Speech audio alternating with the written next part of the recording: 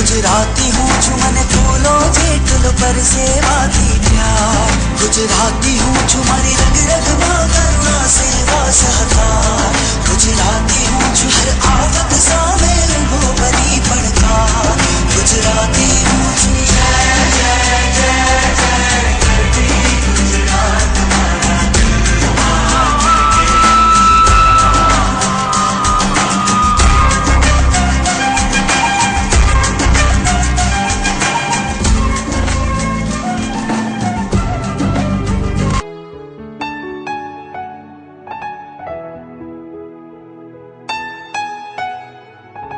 દુનિયાભરમાં ગુજરાતી પ્રજા તેની સ્વાદપ્રિયતા માટે પ્રખ્યાત છે. સ્વાદની સાથે સાથે સ્વાસ્થ્યની દ્રષ્ટિએ મરી મસાલાના પાકો ખૂબ જ આગવું સ્થાન ધરાવે છે, જે પૈકી જીરુંનું મહત્વ અનેરું છે. ગુજરાતમાં જીરુંનું વાવેતર દિન પ્રતિદિન વધતું જાય છે, કારણ કે તે ઓછા પાણીમાં પણ સારું એવું આર્થિક વળતર આપનાર પાક છે. જીરાનો પાક અન્ય પાકોની સરખામણીમાં ઓછા સમયમાં, ઓછી મહેનત અને ઓછા ખર્ચે વધુ વળતર આપનાર રોકડિયો પાક છે. ગુજરાતમાં ખાસ કરીને સૌરાષ્ટ્રમાં જીરુંનું વાવેતર મોટા વિસ્તારમાં થતું હોય તેમાં આવતા રોગો અને તેના નિયંત્રણ વિશે ખેડૂતોમાં સંપૂર્ણ માહિતી હોવી આવશ્યક છે. જીરુંમાં આવતા મુખ્ય રોગોમાંથી ભૂકી છારાના રોગ અને તેના નિયંત્રણ વિશે આપણે જાણીએ. આ રોગ ઇરિસિફી પોલિગોની નામની ફૂગથી થાય છે, જે હવા દ્વારા ફેલાય છે. આ રોગની શરૂઆત સામાન્ય રીતે પાકમાં ફૂલ અવસ્થાએ જોવા મળે છે.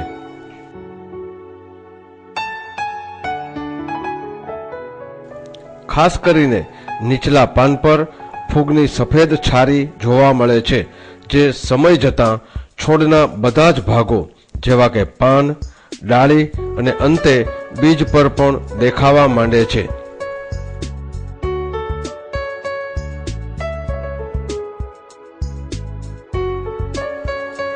પરિણામ સ્વરૂપ છોડ પર સફેદ પાવડર છાંટેલ હોય તેવો આભાસ થાય છે, જે રોગની તીવ્રતા વધતા રાખોડિયા રંગમાં ફેરવાય છે અને છોડ વહેલો પરિપક્વ બને છે, જેને કારણે દાણા સફેદ રંગના અને અવિકસિત હોય વજનમાં હલકા રહે છે.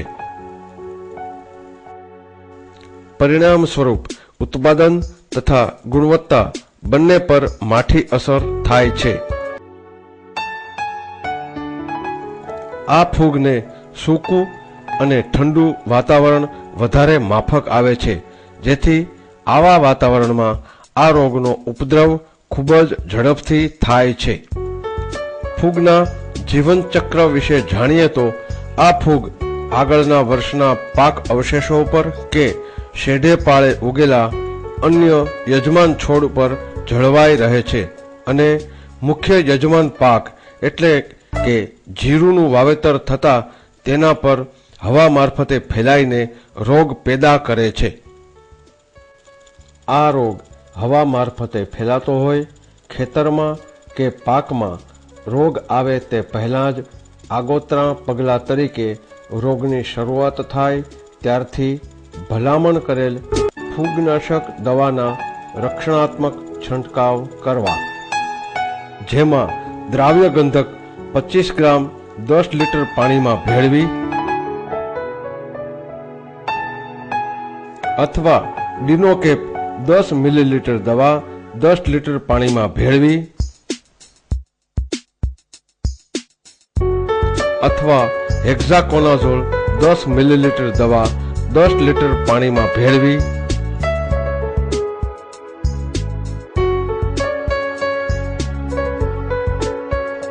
બાર થી 15 દિવસના અંતરે 2 થી 3 છંટકાવ કરવા.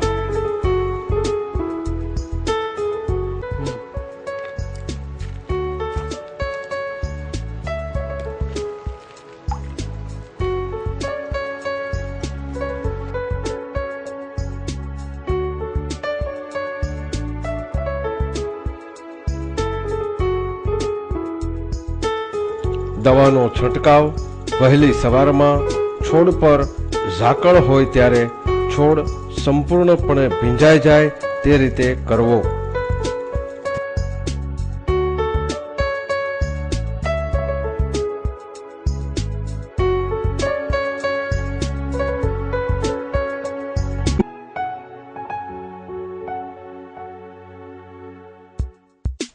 આમ આગોતરા આયોજન અને દવાના યોગ્ય ઉપયોગથી આપણે જીરુના પાકનું ગુણવત્તાયુક્ત ઉત્પાદન મેળવી સારો એવો આર્થિક લાભ મેળવી શકીએ તેમ છીએ.